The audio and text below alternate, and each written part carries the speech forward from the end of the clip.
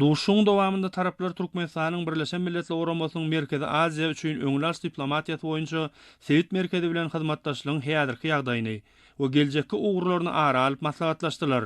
Bellenşýaly Birleşen Milletler Uramasynyň baş assambleýasynyň kararnamalary bilen üç gezek ikrar edilen hemişelik bir taraply hukuk derejesi Türkmenistanyň daşary siýasat doktrinasynyň esasyny düzýär. Dünya jemgyýetçiligi tarapyndan gollanylan bir hukuk ýagdaýy parahatçylyk döwrejüzi döwlet höküminde ýurdumyzyň eýilýän orny pugtalandyrdy.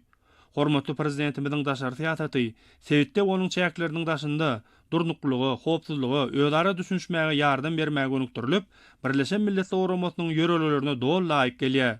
Türkmenistan halkara hukugynyň kadrlaryna Birleşen Milletler Uramasynyň tertipnamasynyň düzgünlerine berk eýerýär.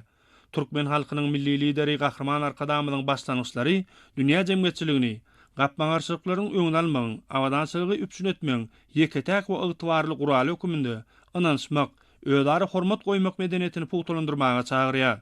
Söhbetdeşler Sewit merkeziniň öňläş diplomatiýasyny ösdürmekde, Sewit howpsuzlygyny pugtalandyrmakda, Merkezi Aziýa döwletleriniň arasynda ynanşmagy we özara düşünşmegi berkitmäge öz boluşly meýdançy höküminde möhüm ähmiýeti eýedigini bellediler.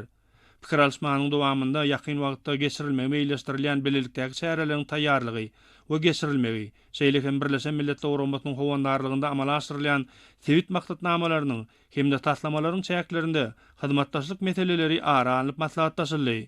Duşuň ahyrynda taraplar özara bähwitli hyzmatdaşlygyň mundan beýlekde ýydygy deril ösdüriljekdigine ynam bildirdiler.